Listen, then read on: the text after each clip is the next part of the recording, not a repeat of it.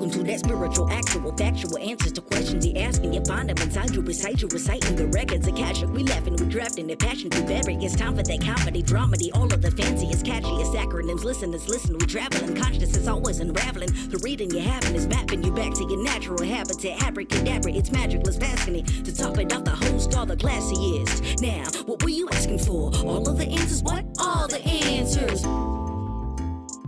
Hey guys, thank you for joining us at All the Answers podcast, where we answer all your questions through the Akashic Records. We wanted to give you a little heads up that the first few episodes released here are going to be episodes 1, 6, and 7. That's because we felt like the content in episodes 6 and 7, which have to do with the coronavirus, were important to get out quickly. So you'll hear episodes 1, 6, and 7, and then after that, all the episodes released will be in order chronologically. Additionally, our sound quality is not excellent in some of these first few episodes because we were pulled away from our studio when Corona happened. So the longer you stick around episodes 8 and 9, things will be in order and sound will be amazing. So we hope you stick around. Enjoy. What were you asking for? All of the answers? Say what? All of the answers? Yeah, all the answers.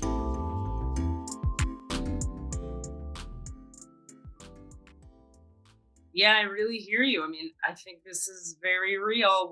What you're saying, I'm sure many people are feeling. I brought it up for myself in therapy yesterday, and we were talking about the main thing is like in these times, like it's difficult for human beings to stay centered in themselves, in their bodies, which then allows for peace, forward momentum in a measured, sane way, the opposite of what humans do in these situations. Yeah, it makes everything that is occurring amplify when the reaction to what's occurring is amplified.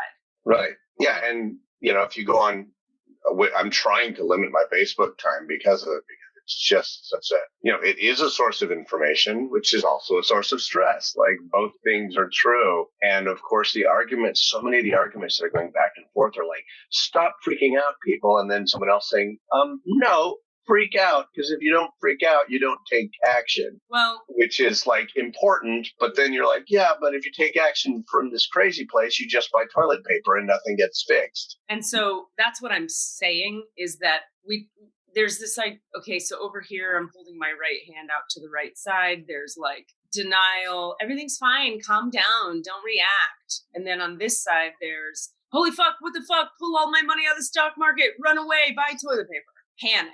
And in the middle here, in the center alignment, there's like, be aware, get prepared, take action, and stay centered. Because those extreme reactions, they just, in either direction, they pull us off center. And then when you're off, I don't know about you, except that I do know about humans, like when we're pulled off center, it's our decisions are not trustworthy. Yeah. And I am struggling with I'm not doing any kind of panic action.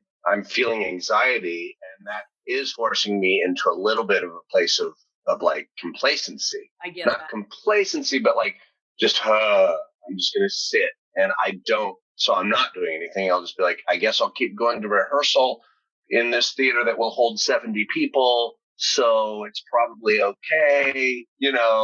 We're probably going to do the show in another week and a half, I guess, it's a small theater and it's probably okay. And of course, we're just going to keep going because also I need my paycheck and I need them to put money into my health insurance. There's the ironic circle we're stuck in, Maybe it's an ironic circle we're stuck in, or maybe it's the very thing to save us. In other words, like you have to work, so you're going to go to work.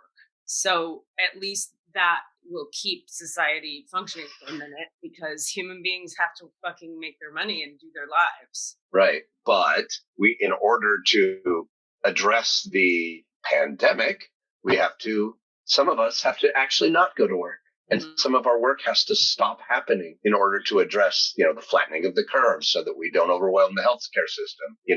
Hamilton shut down for 2 weeks, which is the right thing because we shouldn't be gathering with thousands of people packed up right next to each other because there are people who are vectors who don't know they're vectors. So, we reduce the transmission rates. But there's other things we can say in opposition to or in response to what you're saying. There's a number of things you said in that sentence that presume a number of other things. And I don't really want to turn this episode today into you and I debating what's happening in reality. I agree. So I'm not going to do that. But what I do want to say is that 3% of the elderly population that get this die from it. And that's a lot more than the 0.5 or 0.3 it was with the flu for that. Right. And so far, that's all. Young people aren't dying. Kids aren't dying. Grown-ups aren't dying. Of course, we don't want our elderly to die. And we have you can't fly from Europe to here and there's a lot happening in reaction. NBA isn't playing and everything is being extra careful, which you could call highly reactionary from one point of view, because of a thing that what if, I'll just throw out an example of a way to be less reactionary if the human population were able to, which they're not. So it's not happening. So what are you going to do? But theoretically, what we could do is bring services to the people to the elderly, take care of them really well and keep them at home and bring food to them, bring medication to them so that, because they're the ones suffering. Yes, I get that people are carriers and don't know they're carriers. And then we don't know we're passing it off. But it's also saying every time you have a flu, you don't know for a day you have a flu and you get 4 people sick. What's your reaction going to be to that? And also, we don't stop selling guns when there's a massacre, and those numbers are way off. Yeah. So we were talking about, again, I just want to be mindful of not now we're going to just have this weird, because by the way, who among us is actually correctly informed about what's actually None of us. Nobody ever, right? We don't know anything actually. We know what we know, and it's limited. It's so limited. So let's address the spiritual question that rises above us here, whatever it is today. Well, that's what I'm saying. What I was going to offer is the possibility that, we were talking right before we started recording about what if we, what are we going to ask today? And should we go to the big question? Or you were bringing up the notion of I kind of just want to keep it light today and not go there. And I was saying to you, which I think is true, I'm certain that, that's a very common response in humanity to shit is heavy. Let's make a joke and have a good time because fuck it. There's a part of me that feels that way as well. But I do think I woke up this morning, right? And I think I've said this on this podcast before that the first thing I do in the morning, except for when I'm being resistant, and then it's the fourth thing I do, or the 10th, depending on how resistant I am that day, is I go to the healing chair in my living room and I open my own records and I clear whatever's having me feel heavy in the morning or whatever's in the way of whatever sessions I'm going to do or whatever. And this morning I was sitting in there, just kind of sitting in there, feeling lighter. I did all my self work and I got centered and I felt good for me. And then I was like, boy, I don't feel as human being Katie Rubin at all informed or prepared to speak on this topic. I'm not a person who should be saying anything. The fuck do I know? What I know is, I'll give you an example. What I know is Stanford, where I teach on Monday nights, said, hey, we're doing all classes online. And I was thrilled because I don't have to fucking drive there. It's a long fucking drive. And then they were like, oh, and will you change your spring class, which by the way, doesn't start for 3 weeks and goes for 3 months. Will you teach that online?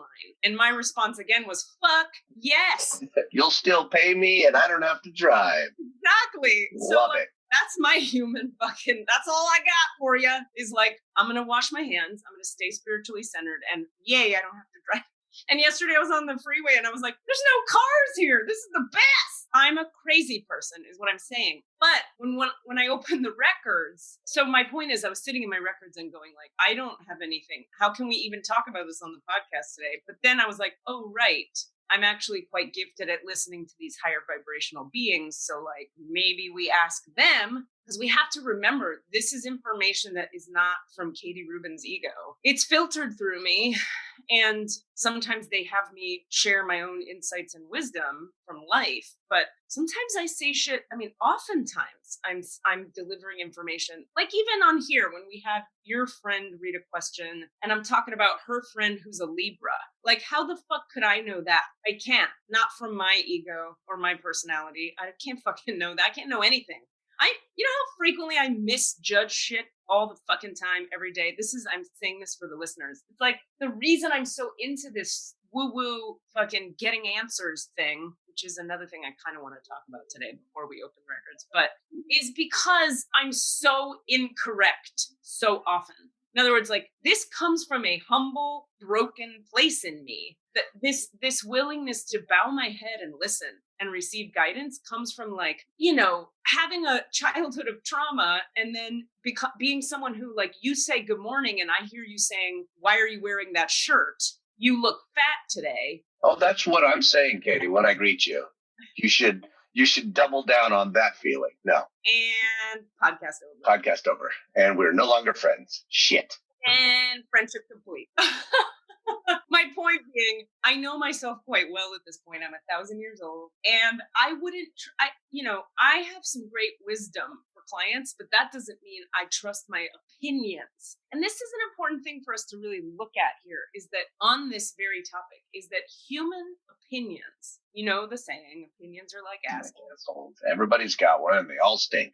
And they all stink. Opinions come from the small self, and they come from the ego, and they come from the need to differentiate oneself from the other and to be special and to claim an identity out of the spacious nothingness that we call consciousness. In other words, what if theoretically consciousness is just consciousnessing itself? It's just being. It's just vibrational energies that show up as Cassidy, Desmond, my dog, myself, that wall. But because we're so insecure in ourselves and in our connection to the isness that is ising us, we feel the need to individuate and go like, me, but me. I think the coronavirus is terrifying. I think you should calm down. The I that is thinking those things is necessarily and always not of the highest, most expansive energy. It just isn't. Now, that doesn't mean it's always wrong or incorrect even, but we have to be aware when we're speaking from opinion versus when we're speaking from wisdom or insight, because they're very different energies. A friend of mine was talking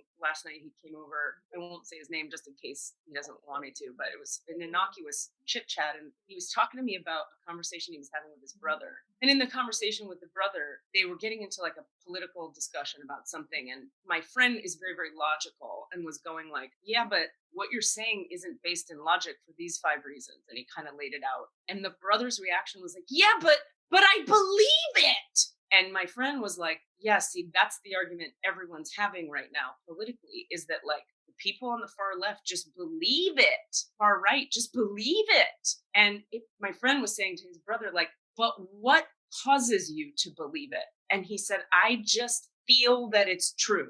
And my friend was like, well, which feelings in you are feeling that it's true? Have you looked at that? And have you looked at the math and the science that lead to the feelings you're having? Or are you just going on feelings? And back to Katie Rubin, I'll say, if I lived just from what feels true and good, I would literally eat cake all day and just lay down. I would lay down, eat cake, and then lay down again. That is all I would do. It's not actually true. I'd probably do a bunch of other shit. But my point is, like, there'd probably be some sex in there. And fuck some strangers.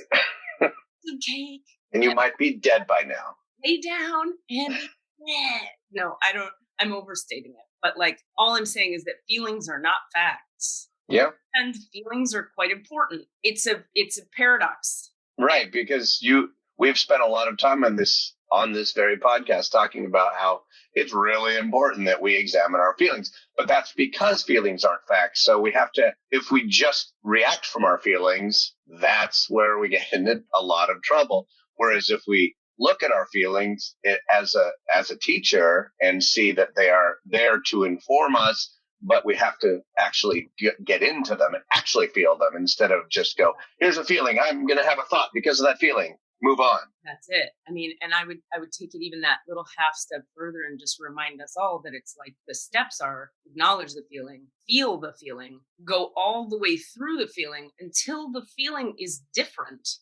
And then you'll have literally a different perspective. Like that's why I sit in the freaking chair every morning, is because if I started my day from the feelings I wake up with, the choices I would make would be based in this like energy I don't want to make choices from, because I did that for a lot of years and it got me results that were not great. I'd rather make choices from I sat with the feelings, I moved them through. Now I'm sitting in neutrality and connection with source and lightness and joy even. And now I'm making choices that contribute that energy rather than I'm mad about this, I'm reacting to this. So fuck you, world, I'm gonna this, for example. Or even I'm sad about this, therefore I'm a piece of shit, therefore I can't take any action. There are a million feelings we could function from that would get us into shitty outcomes and shitty lives. And I think we're about to watch the world do exactly that. And I think the purpose of it is for those of us willing to see it and go, wait a minute, maybe actually for real, the only place to go is within, with regard to feelings. So coronavirus out here, I'm shaking my hand out in front of my face for podcast listeners. My feelings about it in here, I'm pointing to inside my own body. So I've got to come back into me, feel all that terror, feel all that fear, feel all that anger, feel all the whatever, the projection, the rage, all of it. Let it move through. And then suddenly after it moves through, I have a new insight about how to proceed. Right. How to proceed becomes the big question. Yeah. And what I was struggling with for the last 24 hours or so was like finally starting to feel it, which is good. Part of it was like being in rehearsal and doing a heavy scene and allowing myself to actually get there, which I hadn't yet. And so then I kind of opened up my doors a little bit. And then those doors were open. I wasn't slamming them shut again. In fact, I was a little bit raw for the rest of the evening. Went home after rehearsal, and then I just sat there and felt a little panic, a little fear, a little sadness, a little grief, a little confusion, and just I don't know what my point is. My point is that and that's well, you were saying I finally started to let myself have the feelings. I think where you're going, and stop me if this is incorrect, is like, okay, I don't know how to proceed yet because I just started feeling the feelings. That's excellent. Yeah. And that's also a part of the journey of the last couple of months for me, is just starting to feel my feelings more. Sure. And so it was they're more accessible, but as a result, I'm not reacting, oh my God, we're all going to die. Or I'm not doing the polar thing. I do feel like I'm somewhere in the middle. And that's also a scary place because it's a place where I start to see. I start to go, well, this is going to be pretty fucking wild. Things are going to change. Things are going to be challenged. Structures that have served me pretty damn well in my positioning in the world are going to maybe not collapse, but be severely challenged or collapse or have to remake themselves in a different way, some of which absolutely needs to happen. It would be amazing if this forced a change in the healthcare system, if it forced a change in how we as communities support each other in any way. It'd be amazing if that were the outcome. So I'd like to have that be the outcome. I think we definitely should open the records and ask about this. And I think, what I'd like to do, if it comes through, is a healing for the world and for the planet and for all of humanity. And for maybe we can start with our friends that we know. And then that, by the way, this is for people's information.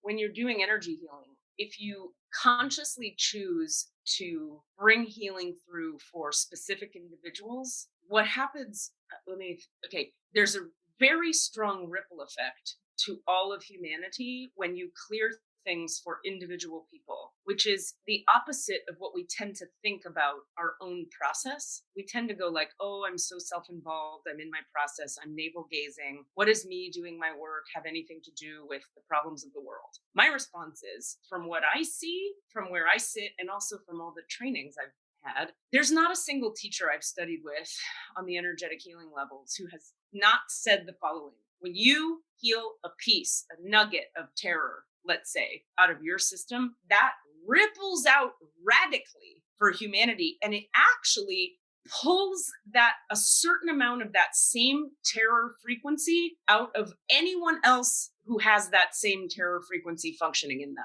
who is ready to receive it and ready to let it go, which is, of course, not at all everybody, because a lot of people want to keep it and blah, blah, blah. But the point being, these are frequencies, these are energies. So if you think of it like, if you have like a glass of water and you put a drop of red dye in it, the red dye like spreads out into the water and then the whole glass becomes pink. Then if you put 10 drops in there, the glass becomes red. It's the same with healing work. You pull a nugget out of you, you become, let's say the nugget was black, you pull that black nugget out, now you're light or spacious and have no color.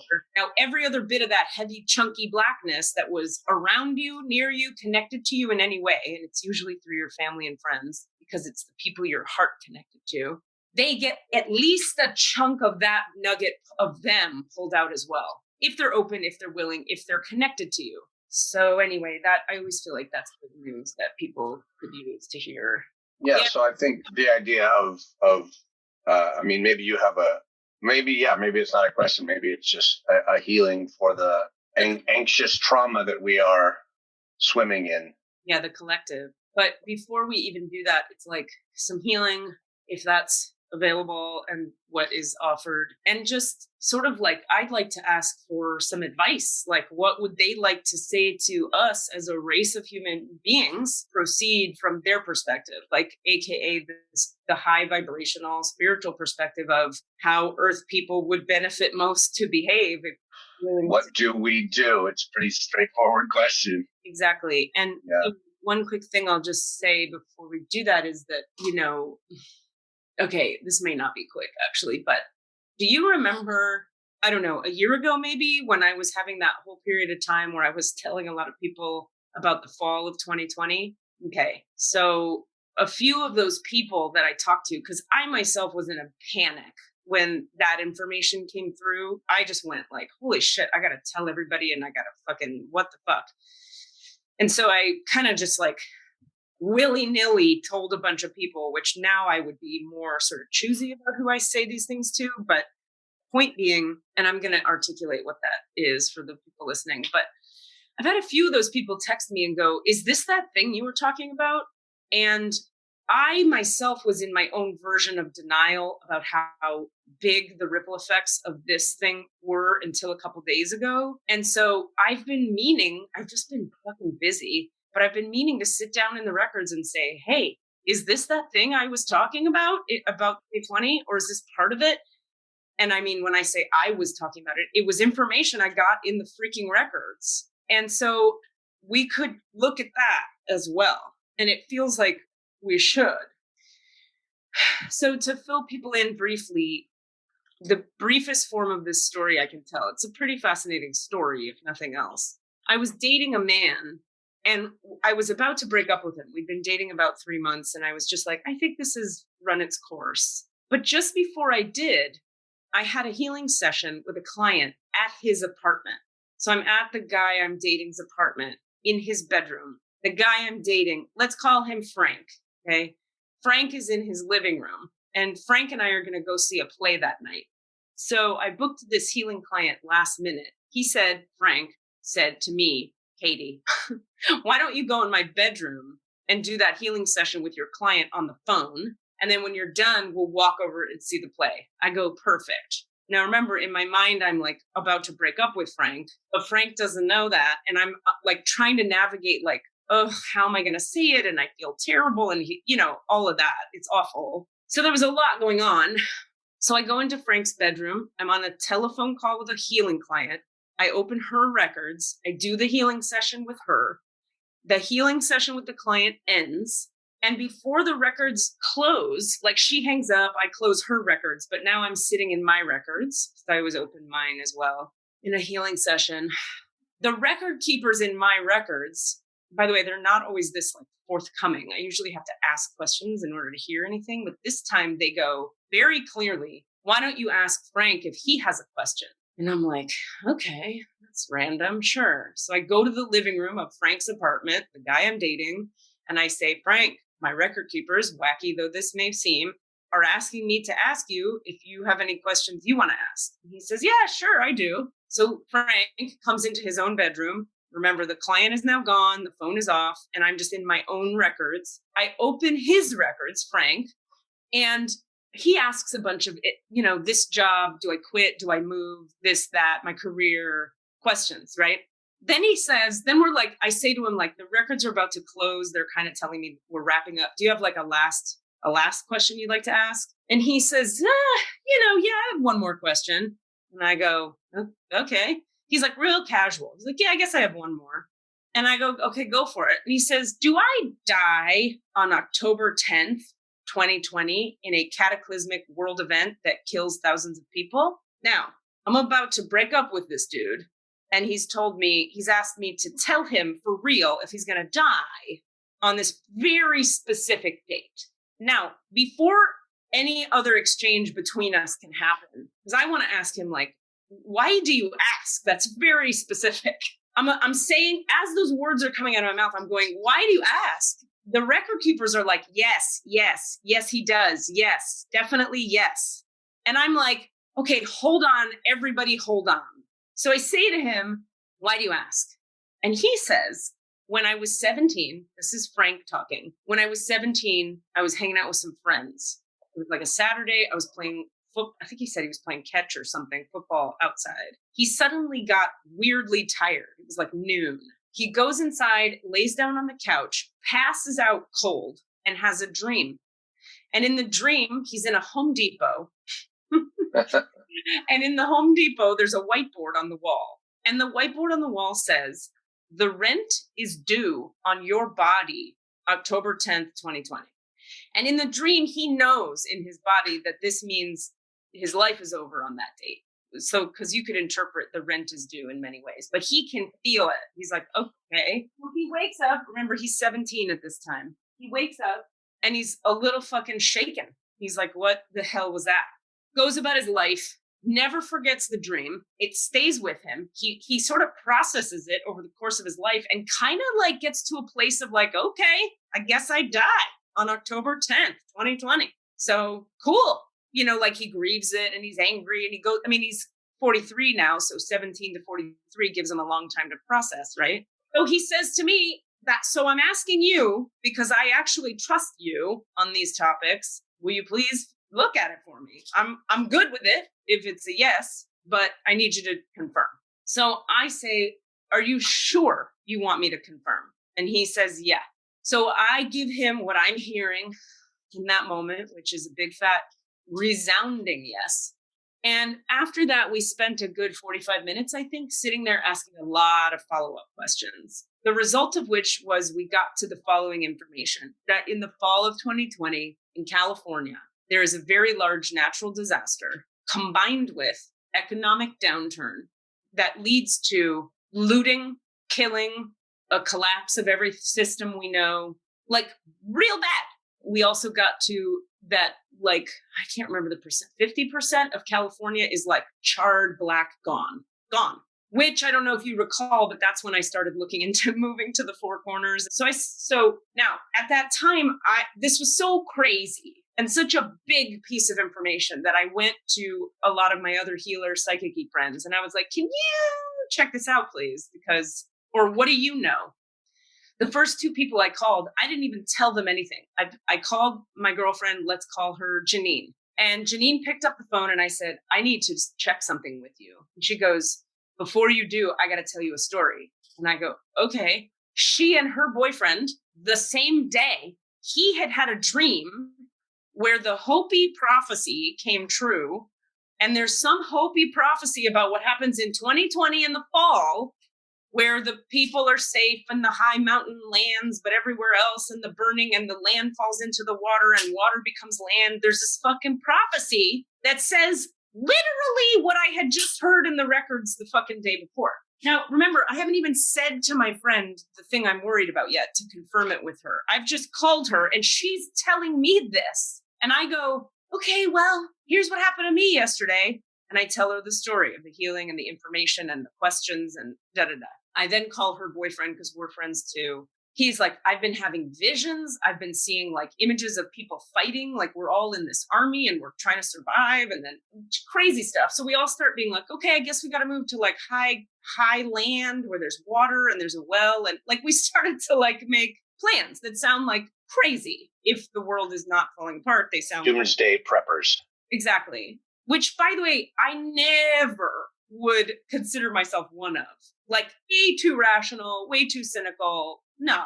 And I was taking action. I called like a bunch of my healing school teachers from my first healing school. I called them and was like, listen, here's what I'm getting. What do you get? Go ahead and check it out, because I don't want you to die. You live in California. You have your own way of talking to God. Go ahead, do it. Here's what I got. I just like got into it. All right. So that's the thing that happened. Then time went by. People calmed down. The energy changed. I wasn't hearing that message. I sort of forgot about it. I got busy doing life. I had to make money, like whatever, right? And so now here we are, and I'm getting these texts from people saying, is this part of that thing you were telling me about the fall of 2020? I don't know, because I'm a person with an ego, and I could come up with opinions and ideas, but I don't fucking know. That is the sort of thing that's like the question your ex was asking, like, shit, do you want to know the answer to that question? I guess we're supposed to, but yeah. I certainly want to, and I'm going to ask, for myself, because I've already got I got plans if I need to enact them, Right. Anyway, that's just background information for people. And it's funny, I guess I just really want to reiterate how aware I am of how wackadoo this all sounds. And yet the people who are texting me, it's a perfect example. The people who are texting me going, is this that thing? These are not people who would usually even listen to me say a thing like that. They're like super rational, skeptical people. In the face of something like what's happening right now in the world, in the face of that, this stuff starts to sound a little less cuckoo bananas and a little more, like that. Well, yeah. And we've been getting messages for a long time, of climate change, and even, quote, rational messages that are like, hey, we can't go on the way we're going. Yeah, we can. No, we literally can't. Yeah. We will run out. We will destroy. We will burn. We'll hit peak carbon, whatever, all the things. Yep. And we just kind of go, yeah, okay, but I can't really, yeah. So, it's just more information. Yeah, it's what we call the collective denial system. It's like we haven't been able to integrate the information. It's too scary. Just go about our lives and make jokes and do things and make money and distract ourselves, because how the fuck can you integrate that information? And so, I think it's possible that the Earth's answer to the question, how do you integrate that information, is like this. Watch. I'm going to fuck it up real big. So you have no choice but to integrate the information. Because you're not listening with your ego. So I'll challenge your systems. I'll challenge your framework in which you operate. Yeah. That framework is supporting your collective denial. That's it. Katie and Cassidy and Desmond included. I'll blow all of it up so that you can see quite clearly that it's always been a false structure anyway. So let's go ahead and open the records. I mean, is this the part where this is me making a joke, but this is how I deal. This is the part where the world's largest spoiler alert, where you're like, if you keep listening today, you might get knowledge you don't want. Yeah, and I mean, the kind of people listening to this shit, if you're still listening to us about all this, you're probably open to hearing. And I mean, there's lots of people, Cass, who are in my world, in the world of super out there shit. I mean, way more out there than I am even. So, I mean, but yeah, you're right. There may be other people who, no thanks. Yeah, I mean, I'm worried. I'm terrified to hear the answers. So I'm already putting up a little bit of denial of I'll just hear the answer. That's cool. So I'm just acknowledging that's what my process is. So yeah, let me ask you this: would you be willing to feel the feelings that come up in your body as we do this? Desmond, this is for you as well. I'm prepared. Okay. I am willing. All I need you to do, Cass, is feel the feelings that come up in your body. If you resist the feelings, it's going to be harder for me to do this. Yeah, I will do my best. All you have to do is feel them. And then know that because we're going to bring light through, the feelings will get pushed through. They'll get processed faster than normal. You did promise a healing as part of it. Well, I did say I'd like there to be a healing. I don't make promises. That's true. Okay, so let's just take a couple breaths when you guys are ready into the low belly. And anybody listening, if you're up for it, join us. Breathe into your low belly. Feel what's already there. Mm-hmm. And as you inhale, allow your low belly all the way down at the pelvic floor to expand and fill with air. And as you exhale, allow that low belly to collapse gently as the air leaves the low belly, up through the body and out the mouth. Bringing your feet flat on the floor. Feel the bottoms of each foot. Okay. Imagine at the bottom center of each foot, there's a little sphere of energy that opens up like a portal at the bottom center of each foot. A little energetic portal opens up. Keep breathing into your low belly. As those foot chakras or portals of energy open at the bottom center of each foot, imagine, visualize, see, or allow a complex root structure like tree roots grows out from the bottom of each foot into the planet, roots growing down and out into the earth. Have the intention or the awareness or the allowance of the idea that these roots are your energetic spiritual roots connecting you to the planet we're sitting on, which creates more peace, ease, and grounding. See that complex root structure growing out of the bottom center of each foot, deeper and deeper into the planet, gripping into the soil, gripping into the limestone and the shale and the rock and whatever else is down in there. And great, as those roots continue to extend into the earth, simultaneously imagine, visualize, allow that from the base of your spine, a grounding cord or a tunnel or a tube that is about 1.5 feet wide extends from the base of your spine all the way to the center of the earth. Nice, wide, strong grounding cord that shoots to the center of the earth. And from the center of the earth and all the layers of the earth, the spiritual consciousness of Sophia Gaia, or the soul of this planet, if you will, or the consciousness or the energy of this planet, shoots up through your grounding cord into your root chakra, meaning your genital area and the base of your spine. So you're now receiving energy up through that grounding cord into your root chakra. Imagine or allow that energy, let's say it's like a clear green energy. You can see it however you like, but that's one image for you. It then shoots into each hip socket, up through your grounding cord, into the genital area, through each hip socket, into each quad, down into the knees, down into the calves and shins, down into the ankles, down into each foot. Yeah.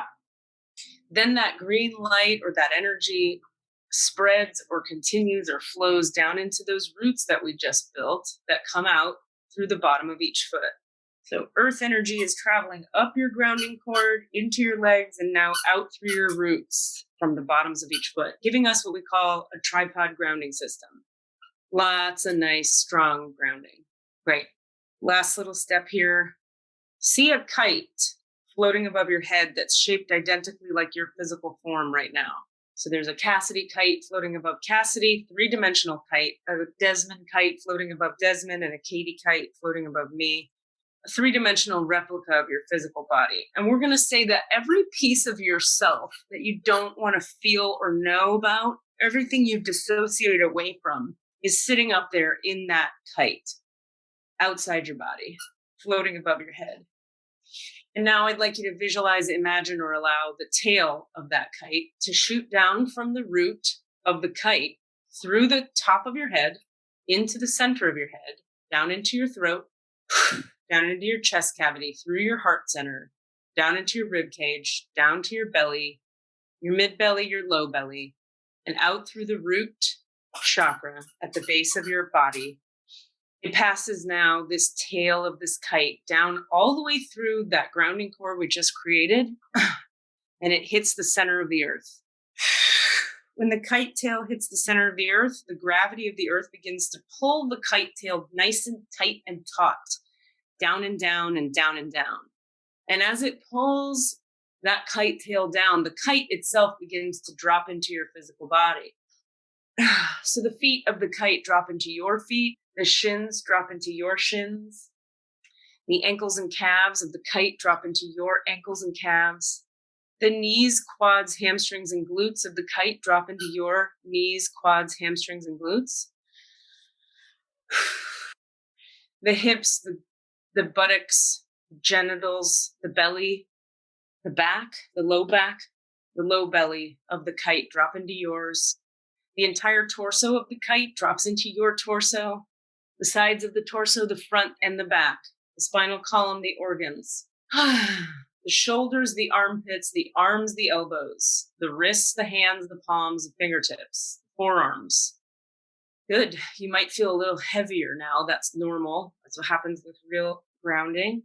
The sides of the neck, the back of the neck, the throat, the tongue, the jaw, the teeth of the kite drop into you.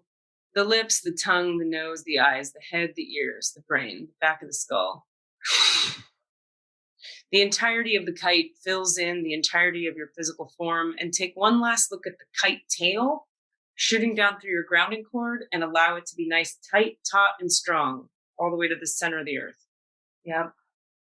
Good. And from here, I'm looking at which records we're opening. So we're going to open Cassidy, Desmond, myself. Yes. Are we going to open the collective? Okay. That's big. All right. So just keep feeling into that grounding we created.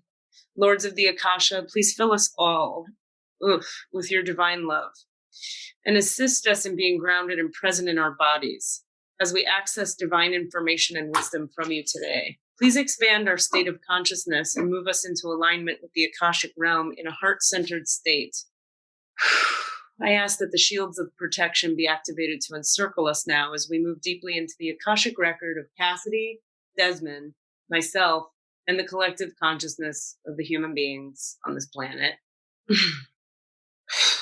going to go quiet for a minute.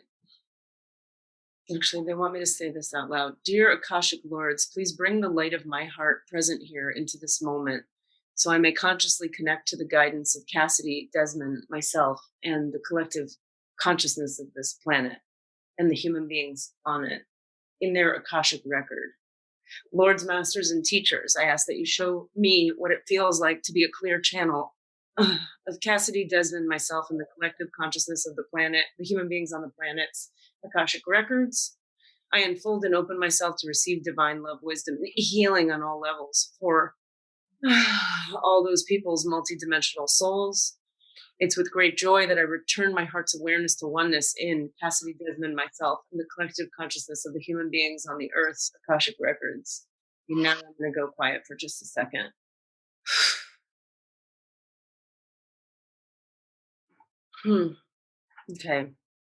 Okay, so first things first. Let's have anybody listening who feels like it, including the two of you and myself, to feel into the fear in your body.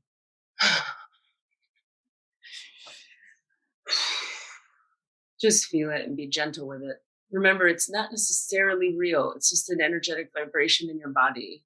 Allow the energetic vibration to be real and allow us to deliver this high vibrational transmission of freeing frequencies to liberate you from having so much of this panic gripping you. Your only task is to feel what's happening in your body. Allah.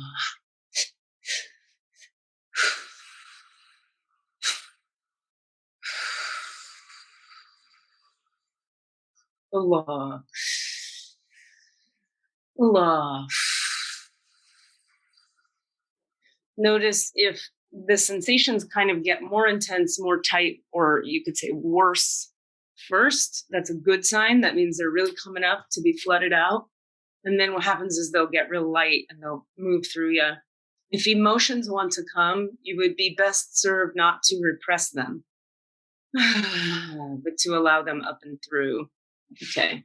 And so this, as we face the fear in the human nervous system, this allows for some movement of said fear such that we can actually communicate with you. It is difficult for the frequency we function from to express itself as awareness in your psyche, consciousness, body, being, soul, or spirit, when the vibration of fear and panic or trauma, anger, rage, grief, sadness, any of it is moving through you. It's more difficult for you to hear us, to hear guidance, to know what is. This is not to say, as you were speaking before, there is wrongness in these feelings or these vibrations. Absolutely not.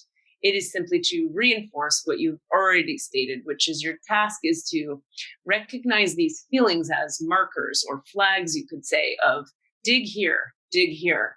And so the universe delivers dig here flags and says, look at these feelings, feel them, allow them to move through you.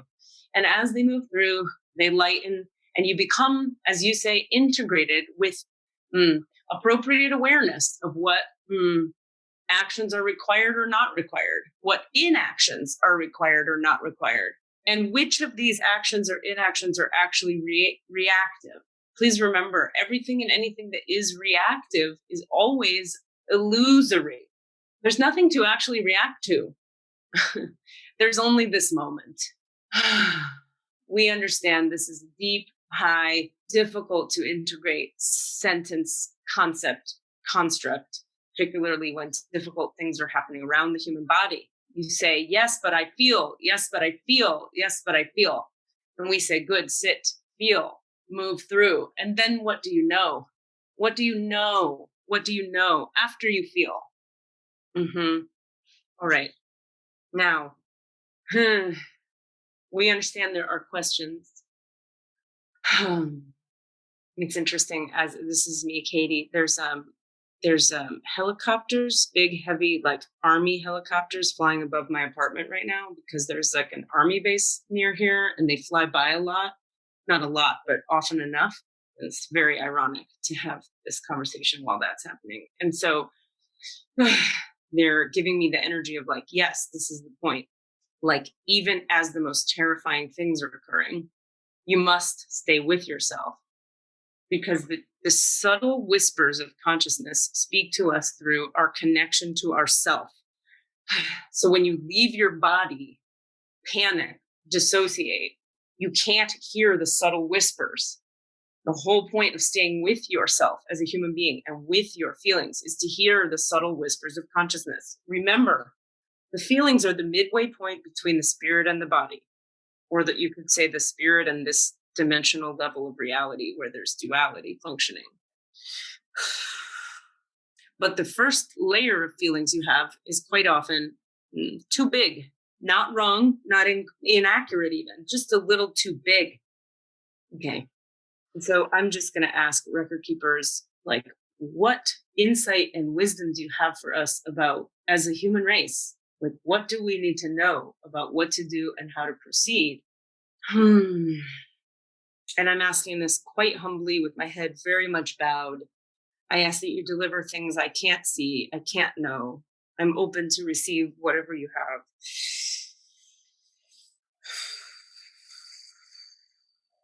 have.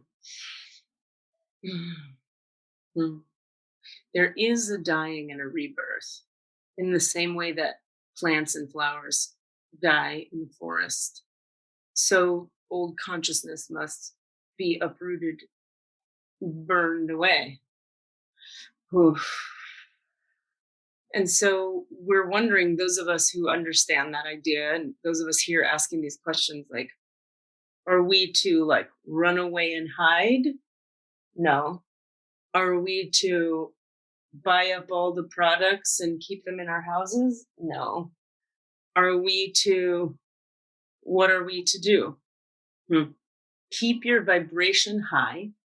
Take care of yourself. Take care of your loved ones. Stay present. Stay aware. Don't choose from fear.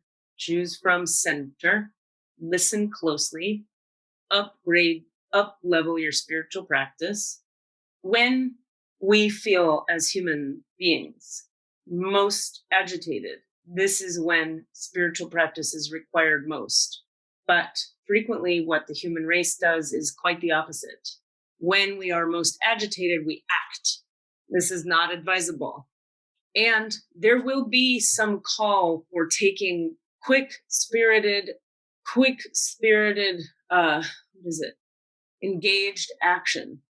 You may need to move quickly.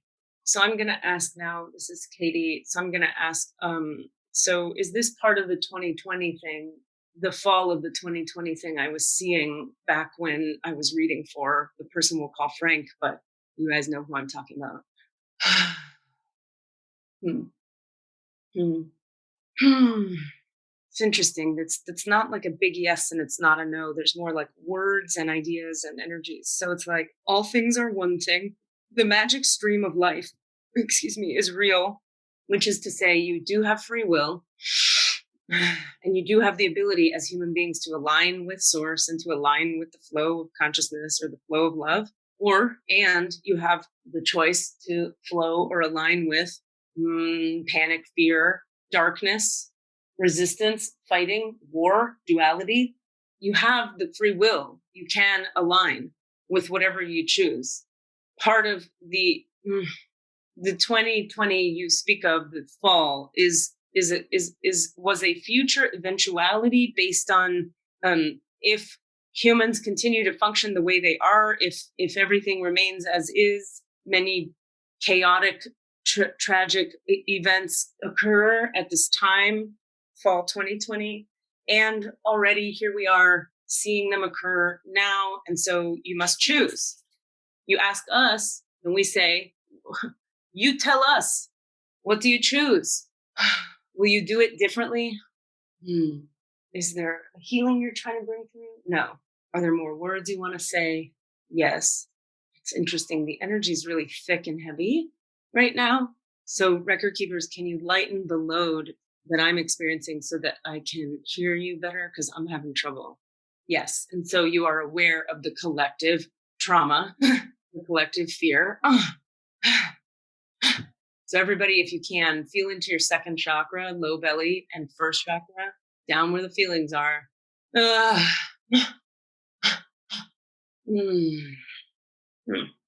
That's better.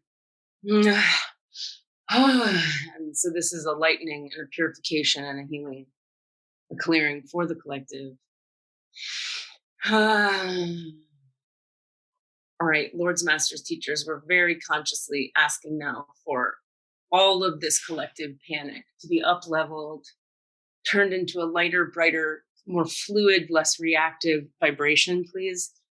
Use me however you would use me to contribute to this process. Breathe into your third chakra now, solar plexus. La ilaha illallah. Continue to breathe. Feel into the brain stem, back of the neck. And so now we are working on the amygdala of the collective amygdala.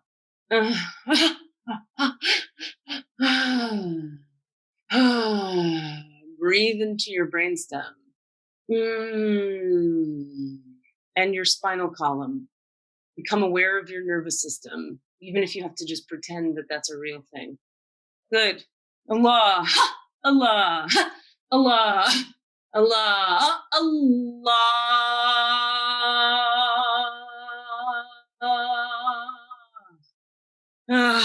Shadu an la ilaha illallah, shadu anna Muhammad abduhu wa rasulullah. Shadu an la ilaha illallah, shadu anna Muhammad abduhu wa rasulullah. Allah.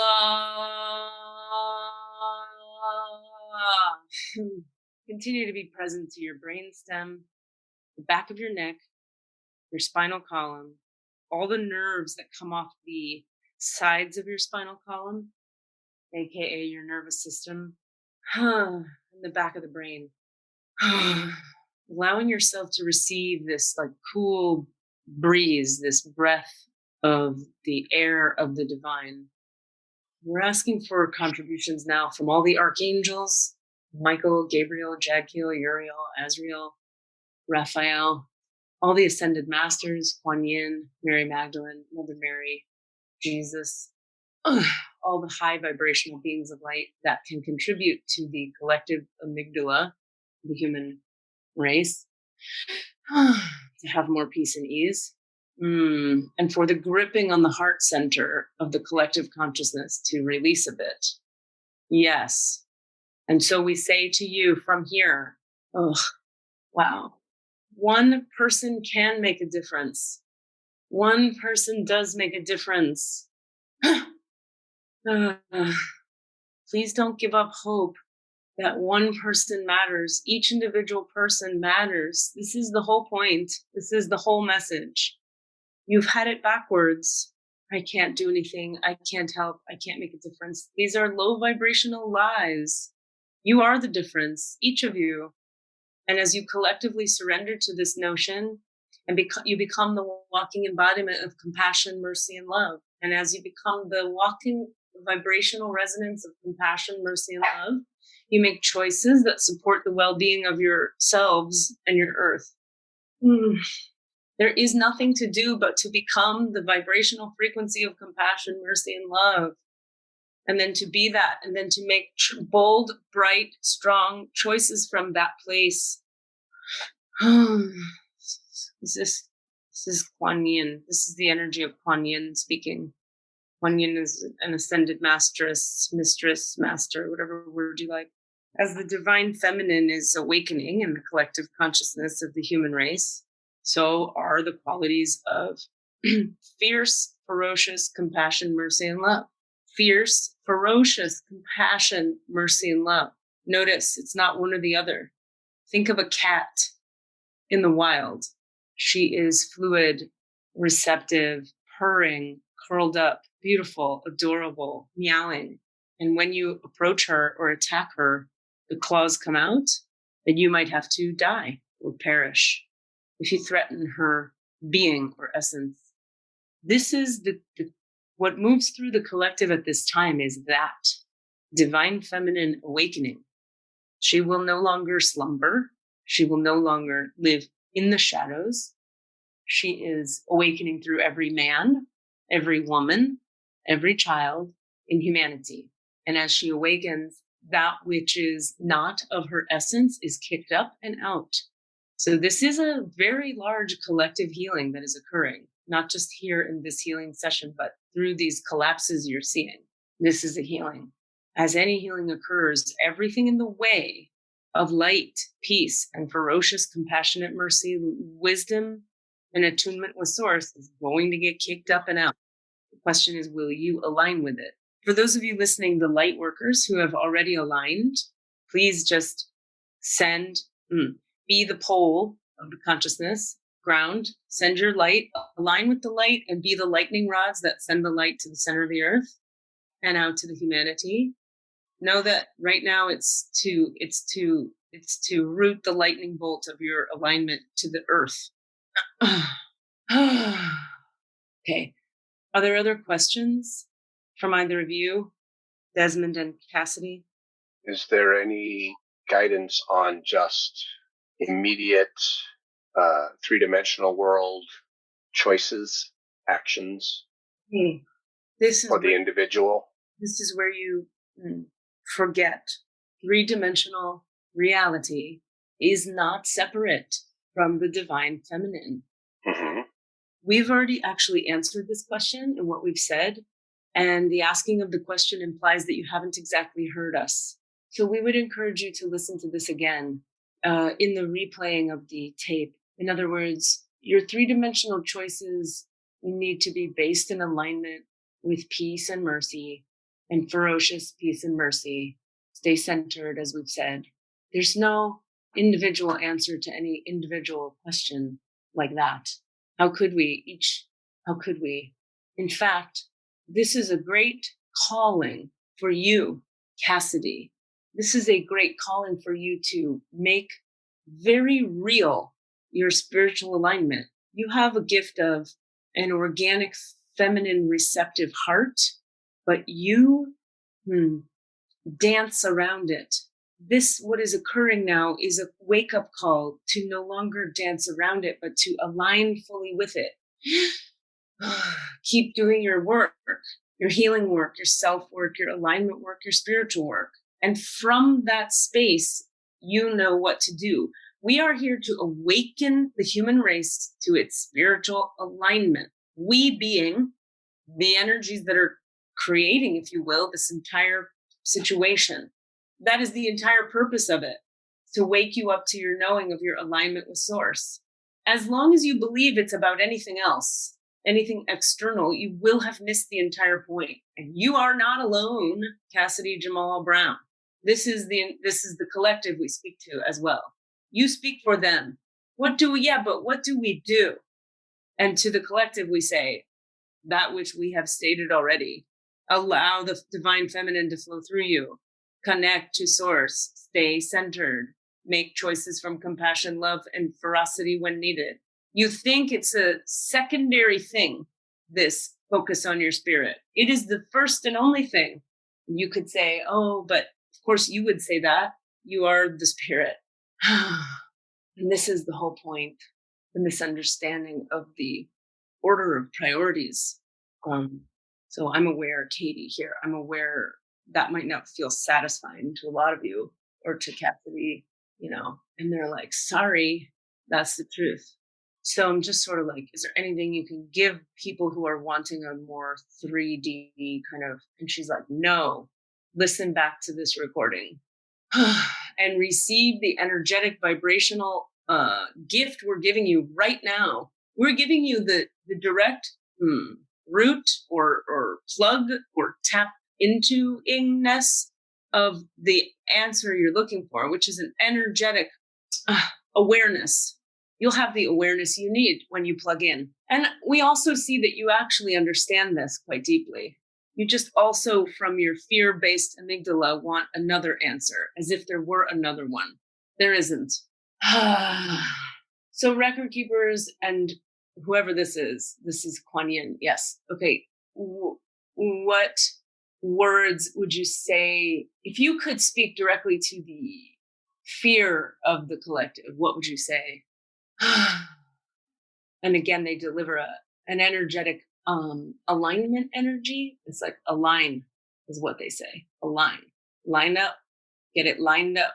Everything flows from there. It's like you were teaching before, Katie. When you wake up in the morning and align, then the choices you make are externalizations of that alignment. When you don't, the choices you make are externalizations of that alignment.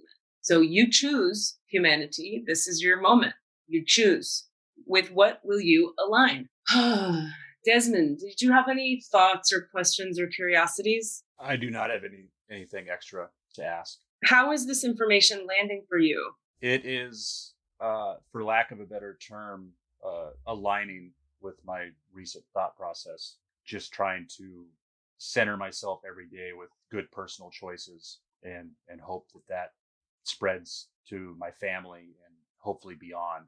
Yeah, thank you. And we asked Desmond this question, Cassidy, to show you what it looks like. No, it worked. Yeah, to show you what it looks like on a person whose amygdala is not as fired up as yours is. Mm-hmm. Your frontal lobe and back of brain and top of brain are real, like, no, but really, no, but really, no, but really, is fear. I just want to describe the sort of response I had to that answer, which was, it landed in a very clear way, because I think Desmond is like representative of the sort of, in a sense, the person I'm defending in my head by wanting to make active actions. It's not for me, it's for other people, with kids, people with families, whatever, And so that was a really interesting little circle of conversation that happened that landed the message in a way that was able to be more fully received. So, alhamdulillah, all praise to the one for knowing the things. I would like, may I speak for a moment? Mm-hmm. I just want to speak to Cassidy since I'm hiding back here farther away from my camera. I have been crying since Katie opened up the prayer and releasing that tense energy Yeah. that holds my tears back. Yeah. Hallelujah. Hallelujah. This is the gift of this entire situation, is for the men to be able to free themselves from the chains of the patriarchy. Ooh. Patriarchy works hardest on the men, in a way. Your tears are so beautiful to us as they de-shackle you from your old world chains. Another piece for your awareness is the process of integration of the human being, man, woman, or otherwise. Integration is the process by which the heart becomes the center of the choosing, and the feelings become legal, important, necessary conduits. Eventually, when the integration is more full, more complete, as we are never fully complete, we have peace, and we can say things like Desmond says now. We can say, I'll be loving and just emanate love, and I'll be peaceful, and I'll release that which keeps me from peace, and I'll trust that this is enough. This is a great teaching for Katie as well. She needs this message as much as anyone. The grounding, the clearing, all the work, all the crying. This is the entire thing we ask of you. There is nowhere to go and nothing to do but this. This is not a metaphor. We're not being cute. This is what is required. The earth herself is doing this, hence the problems you're experiencing. She is integrating on the soul level. Her soul and her ground, the dirt you stand upon, are becoming one energy more fully, just like you are, through letting go of your fear and your rage and all the ways you've been oppressed and separated from love. Separation from love is the only illusion. Every lie is an extension of that lie. Separation from love is the only illusion. Every lie is an extension or another version of that lie. Some of you, including Katie, have had so much trauma that to get back to oneness and back to love requires so much diligent, focused work. We commend you for how diligent you've been. And so many times, so many of you listening have wondered, what is all of this for? What has all of this work been for? Shouldn't I have been building a bigger career? Shouldn't I have been getting married by now? Shouldn't I have had a house on a hill? We say, what could be more important than opening your heart and becoming integrated with your heart so that you can live as a loving vibrational frequency? What else is there? You will, as a race of people, you will remember the beauty of the sun and what it feels like to garden and be with flowers and to be with each other in a garden of flowers. The simplicity of that, the beauty of that, you will remember, or you won't make it. The love is the glue that holds the whole thing together. So more love and more singing and more flowers.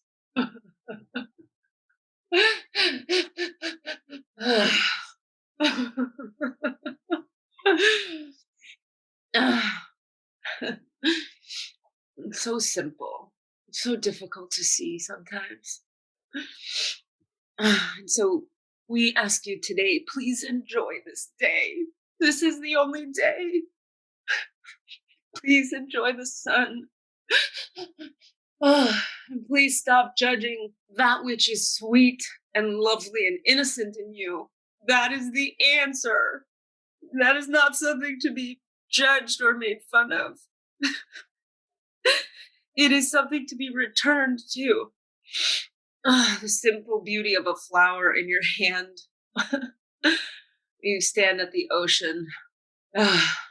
And you feel the wholeness of you, and you remember who you always were, that innocent child who knew, that innocent child who looked to the heavens and understood instantly with no need to cogitate.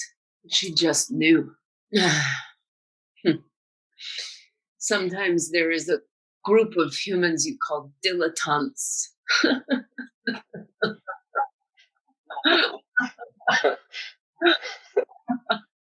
You've given me right now.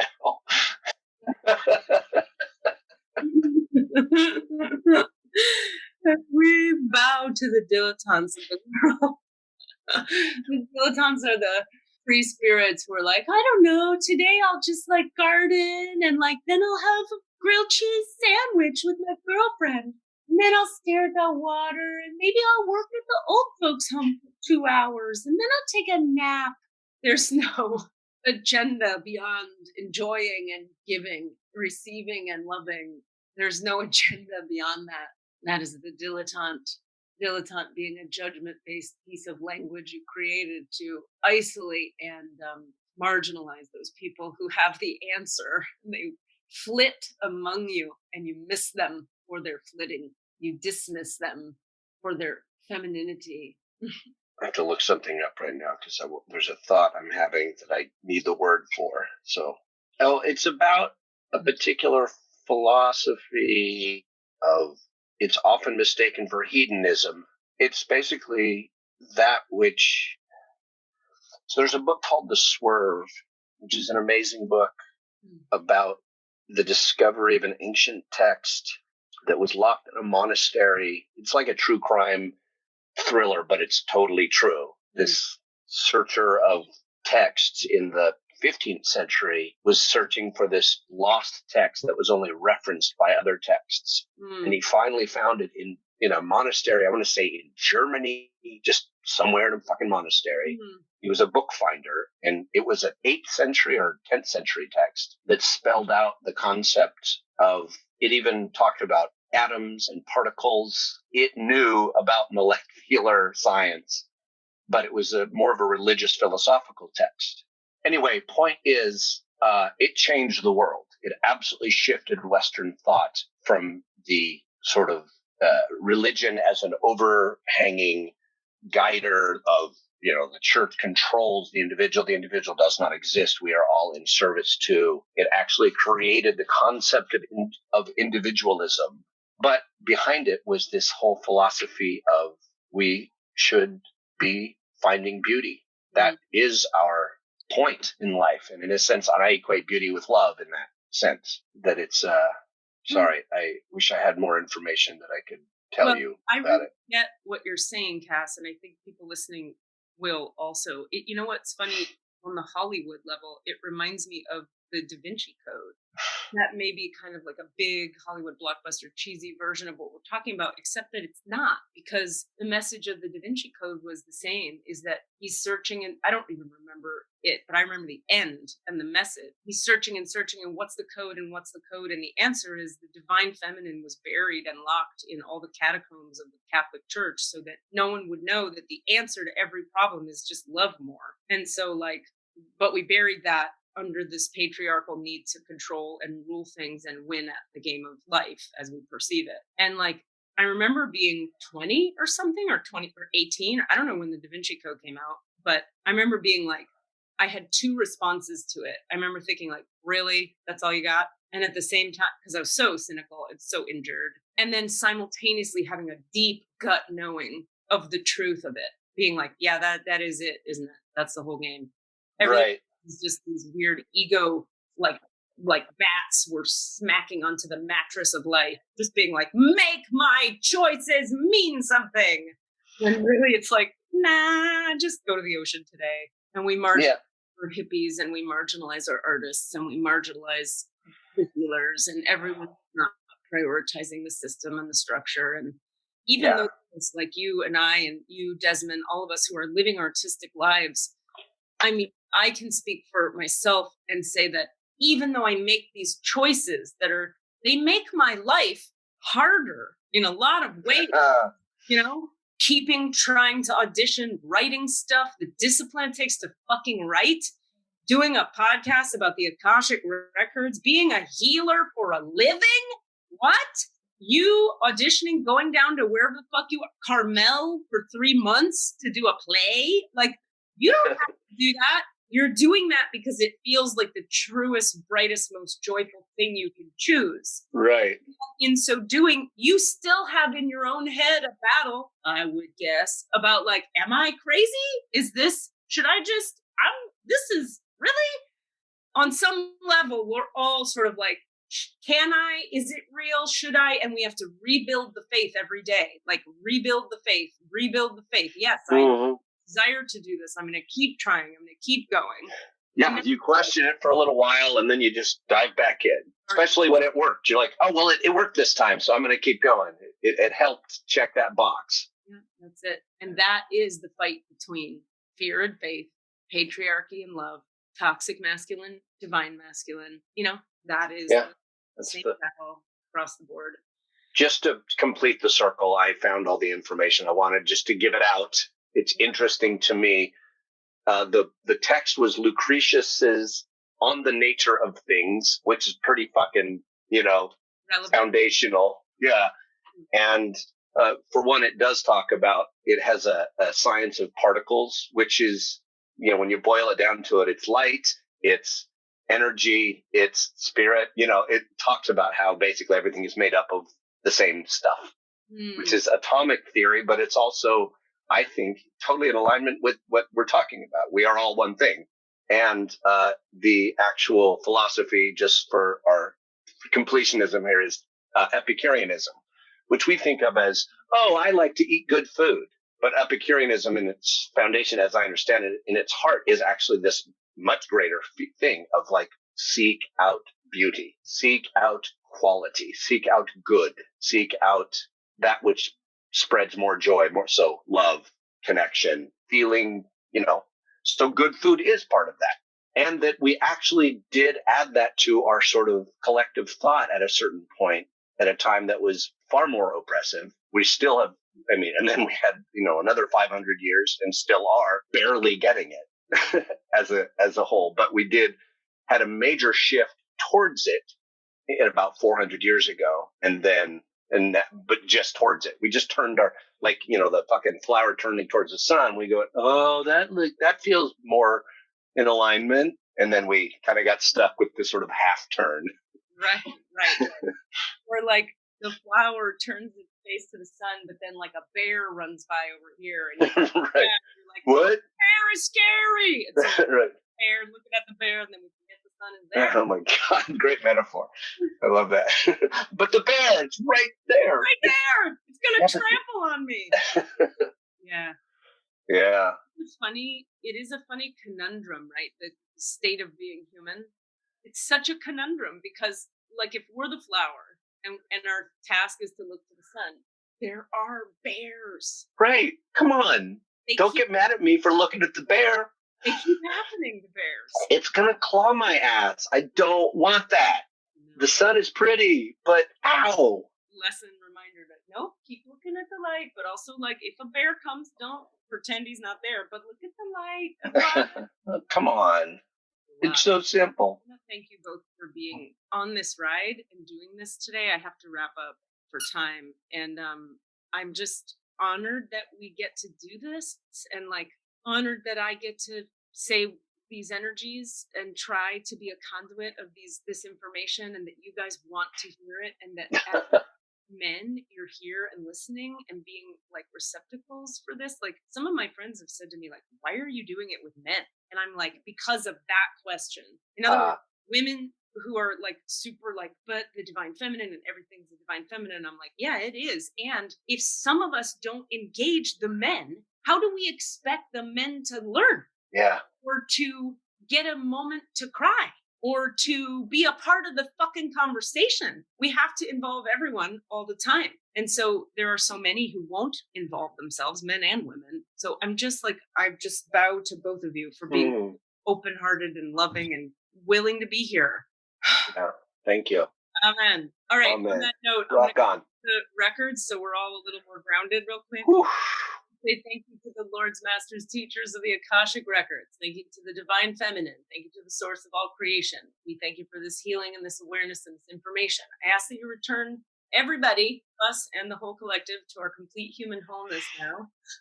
The Divine Portal and the records for all three of us and the collective of humanity are now closed. The Divine Portal and the records for all three of us and the collective are now closed. The Divine Portal and the records for all three of us and humanity are now closed. I mean. Travel safe, my loves. All the answers.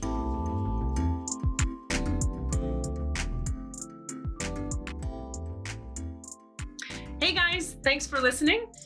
We'd love to hear from you. Please email us with your questions so that we have questions to answer in the Akashic Records. Our email address is allanswerspod@gmail.com. That's allanswerspod@gmail.com.